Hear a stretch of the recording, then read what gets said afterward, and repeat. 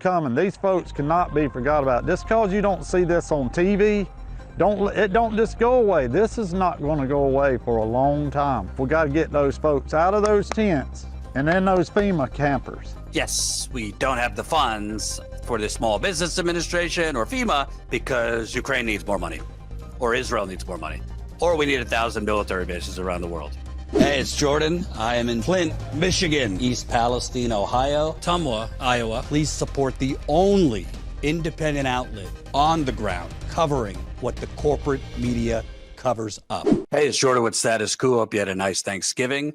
Hot off the heels of pardoning his son, Hunter Biden, President Biden is engaged in a mad dash at the final stages of his presidency to send billions more to Ukraine at the same time as Hurricane Helene victims are literally freezing, sleeping in tents outside. Please make it make sense. We are sending $725 million more to Ukraine, including counter-drone systems and landmines. The U.S. is preparing to send Ukraine an additional $725 million in military assistance, including counter-drone systems and munitions for its high-mobility artillery rocket system, which could indicate more of the longer-range missiles are headed to the battlefield.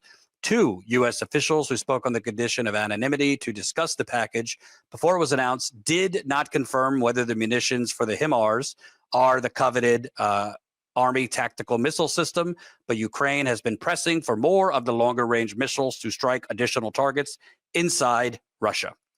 But Biden wants to send more than that.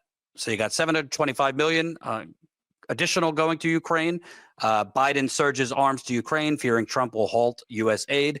The directive has stirred debate as some officials worry it will cut too deeply into American stockpiles and jeopardize the military's needs elsewhere. Yeah, because, we certainly don't have enough money in the military budget, only $1 trillion, right?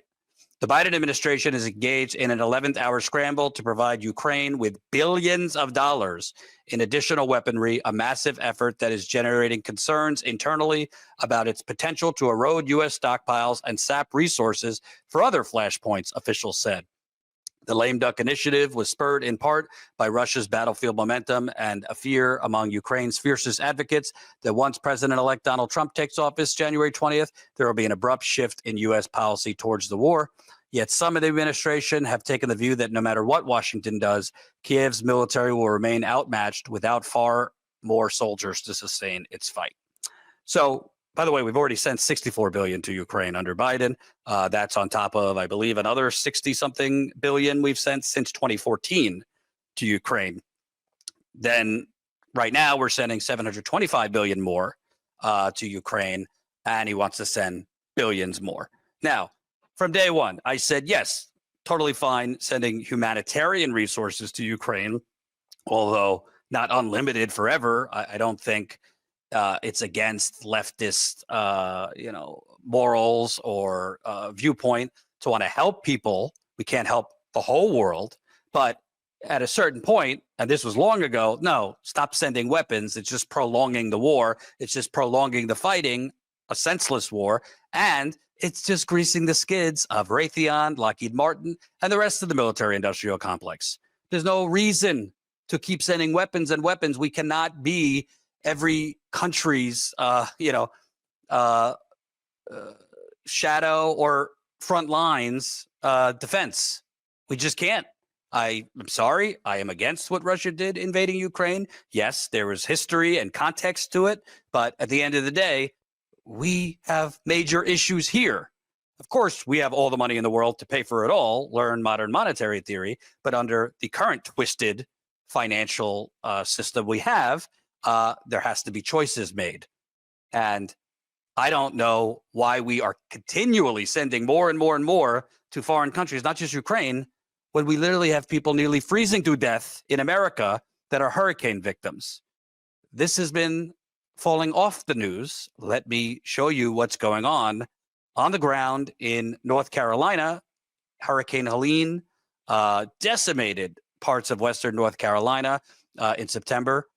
You have Asheville and its surrounding areas were hit particularly hard. Let's show you, there are people literally sleeping in tents and makeshift RVs because FEMA funding has run out. This is from News Nation, a report the other day. Driving around the outskirts of Asheville, it's hard to decide where to even begin. There's just so much hurricane damage, literally everywhere you look. I got a message on X from a woman named Sarah. I want to show you. It says, "Hi, I'm in Swannanoa, North Carolina, one of the hardest hit towns. We lost our home due to the hurricane. We're getting barely any help." Nice to meet you. I met Sarah outside the trailer she's living in with her husband, 2 kids, 2 cats, and 2 dogs.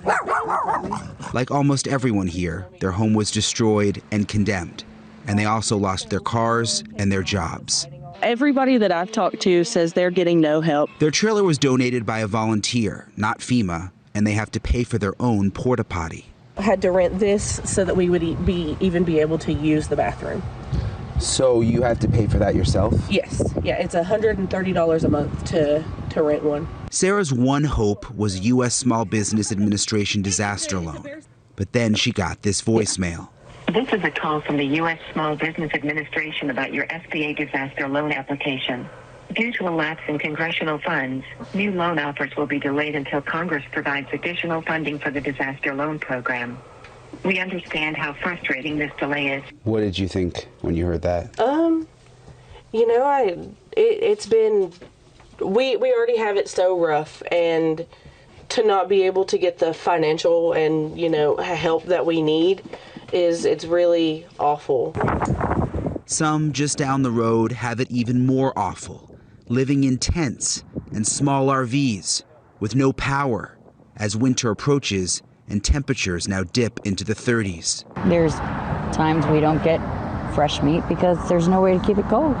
Because you got to choose between heating the house with a generator, especially the ones who have kids, and keeping the food cold. Wintertime's coming. These folks cannot be forgot about. Just because you don't see this on TV, it don't just go away. This is not going to go away for a long time. We got to get those folks out of those tents and in those FEMA campers. Yes, we don't have the funds for the Small Business Administration or FEMA because Ukraine needs more money, or Israel needs more money, or we need 1,000 military bases around the world, or we need to give tax cuts to Trump's donors and wealthy people, et cetera, et cetera, et cetera.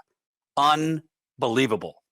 Absolutely unbelievable. And great report from News Nation. I want to show you another one. There is a petting zoo that has been turned into a makeshift tent city in North Carolina for people to come and stay that have lost their homes and can't, their vouchers that they got from FEMA have run out. So now people are forced to literally stay in a petting zoo that has been turned into a refugee camp in North Carolina. I mean, this is happening in America.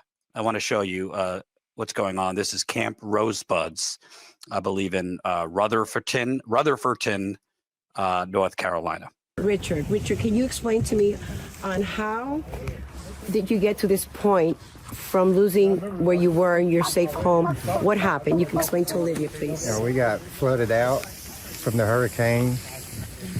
We have a creek behind our house and then a pond between the house and the creek, and it just overflowed and washed our mobile home off the foundation, and it blew a lot of the roof off. And we lost just about all of our clothes. Oh, wow. And just about all of our stuff. I want that one. And in the past 2 months, where have you guys been living since then? Motel. Have you had any contact with FEMA? We called them, and they helped us a little bit in a motel, but that's all they did. They really...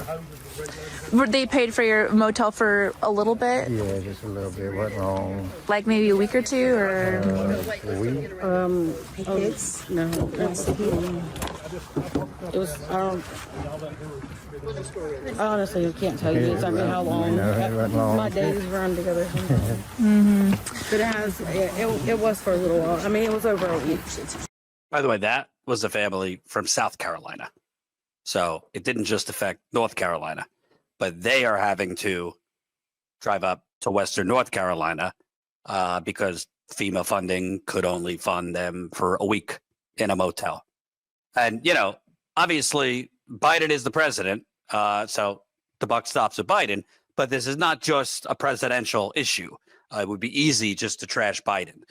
This is a government issue of really twisted, warped priorities, because FEMA has been notoriously underfunded, and a lot of the underfunding is the fault of Republicans, frankly. I'll just give you the timeline here. This was in August, so before Hurricane Helene. FEMA goes into hurricane season low on funds for second straight year. When this is from the National Resources Defense Council. When disaster strikes, Americans expect FEMA to lead the response. Less recognized is that FEMA also manages disaster rebuilding and recovery efforts for years after the disaster. But the immediate disaster response and the years-long recovery efforts are paid for using the Federal Disaster Relief Fund, DRF. For the second year in a row, DRF is precariously low on funding because Congress has failed to furnish it with adequate appropriations. Without funding, FEMA cannot afford to manage long-term rebuilding and recovery efforts and respond to new disasters. It must choose one or the other. Then this was in October, full list of Republicans who voted against FEMA funding before Hurricane Helene hit. After Hurricane Helene careened towards Florida's panhandle, numerous Republicans voted against extending funding for FEMA. Last week, Congress approved $20 billion for FEMA's Disaster Relief Fund as part of a stopgap spending bill to fund the government through December 20th, but the measure left out billions of dollars in requested supplemental disaster funding. The Senate approved the measure by 78 to 18 vote on September 25th after it passed the House in a 341-82 vote. Republicans supplied the no votes in both chambers. Some of the Republicans who voted against the bill represent states that have been hit hard by Helene, including Florida Representative Matt Gaetz. Like, what the fuck's wrong with these people? Some Republicans railed against FEMA funding being allowed for assisting migrants after Homeland Security Secretary Alejandro Mayorkas told reporters on Wednesday that FEMA will run out of money before the hurricane season is over. The agency is facing a multi-billion-dollar deficit. Okay, so we are going to penalize Americans and not fund the disaster relief system because some migrants might get help? Yeah. That makes sense. Totally logical. By the way, how about you actually do something about the climate inferno so we can actually lessen this severe weather that is happening at more and more rapid rates? Why don't we actually do something seriously about it? Obviously, that's not going to happen now that you have a president who does not believe in climate change entering the office. This from just a week ago. Biden asked Congress for about $100 billion in disaster relief funding. President Biden asked Congress on Monday for more than $98 billion in emergency funding to help cover the costs of recent natural disasters, including Hurricane Helene and Hurricane Milton. The majority of the money would go towards FEMA and the Agriculture Department, but there are requests for 16 agencies, including Housing and Urban Development and the Transportation Department, to help repair housing and rebuild infrastructure. Congress last passed disaster funding 2 years ago. Since then, the two hurricanes tore through the Southeast, killing more than 200 people and causing millions of dollars of damage. And then the most recent is the FEMA director testifying before Congress that essentially they're almost out of money. They're almost out of money. No wonder people are sleeping in tents. The surge in demand following recent hurricanes has been unprecedented. In just 1 month, we saw over 2.4 million households register for assistance, breaking records set during previous catastrophic storms. FEMA has already provided more than $7.8 billion in federal assistance for Hurricanes Helene and Milton. And this amount includes $3 billion for individual assistance and $1.7 billion for public assistance. But these needs have rapidly exhausted our available funds, and without a supplemental, our ability to respond to new disasters could be jeopardized. That was right before Thanksgiving. There has not been additional money passed through Congress. We are the wealthiest country in the world, and there are people sleeping in tents. It's going to be about 20 degrees tonight in that area in Western North Carolina. It's about to get a lot colder as we head towards Christmas. You know, there are volunteer efforts to provide propane, you know, food, water, clothing. There are, you know, people, you know, being sent or invited into on people's farms or properties. There has been some dispute. I'm looking into it about tiny homes and, you know, people trying to temporarily live in tiny homes and the local counties telling them no because it goes against code ordinances. The county disputes that they have shut people down from living in tiny homes, but people on the ground, including some YouTubers who have been on this for a while, say that people are being basically forced out of tiny homes that they have built because it violates code. I'm not there, so I can't definitively say one way or the other, but either way, you need funding if people are harmed through no fault of their own. Not 1 week at motels, but indefinite temporary housing until permanent housing is provided. If not, then we basically, your SOL, as the climate inferno continues to rage hell all over the country. I mean, this is not acceptable. This is not humane. I don't care if you're a lefty. I don't care if you're a righty. This is not a time to be like, oh, it's Biden's fault. Trump will fix it. This is happening, period, under all presidents, because our government is purchased. Our government is not funding what we actually need. Shelter, relief, roads, nutrition programs for the poor, housing, education. We're sending it to other countries. And I do feel for the people of Ukraine. I do. But this is not the United States of the world. It's the United States of America. Actually, it's the United Corporations of America. And I mean, look at the needs. And by the way, it's not just Hurricane Helene. It's everything we cover. I'm going to remind you of the disasters happening in East Palestine, Ohio, and Western Pennsylvania that are going completely underfunded, not to mention a complete cover-up. This is me in East Palestine weeks ago. People are sick. Kids are getting menstrual cycles. Women, girls, young girls are getting menstrual cycles as young as 6, 7, and 8. People are having heart issues. People are having seizures, strokes, cancers. And the EPA telling everybody everything's fine. It's unbelievable. Here we go.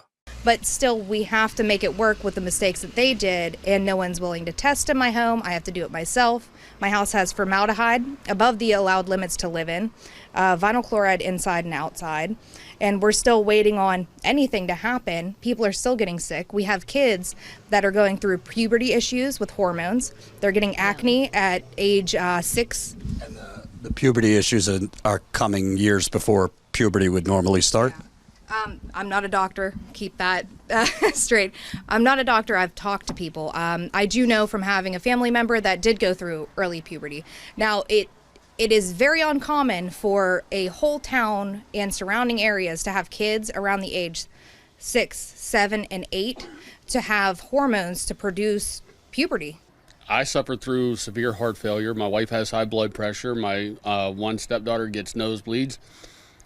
And my 8-year-old, she's 9 now, but my 8-year-old daughter is one of the ones that Ashley was just talking about with going through puberty at 8 years old. Were you and your wife and your kids having these issues before the derailment detonation? Absolutely not. We were perfectly fine. Since this has happened, I've been unable to work. Like I said, my wife, she had like stroke level high blood pressure. My heart, it grew to double the size. My ejection fraction went down to 16%. To get too personal, but you mentioned your 8-year-old daughter is now developing puberty in terms of her a cycle, or? She's had multiple. We actually just went to a doctor about a month ago or so. She actually had got an injection. She has to get every 3 months for a while just to pause it. That's just one interview, by the way. I've interviewed young teenagers having seizures. I interviewed a man who now has double breast cancer, very rare in men. Talking to people who are having strokes, people who are their memories are gone, cognitive issues, young women losing their hair. Now you have young children entering puberty early, which stunts growth. I mean, full body tingling. I mean, the list goes on. I think they've compiled a list of nearly 100 symptoms people are having. Then you have Flint, Michigan. Now, 10 years later, still no clean water. Cancer is surging. It's unbelievable. I don't care if it's Biden, Trump, Harris, doesn't matter.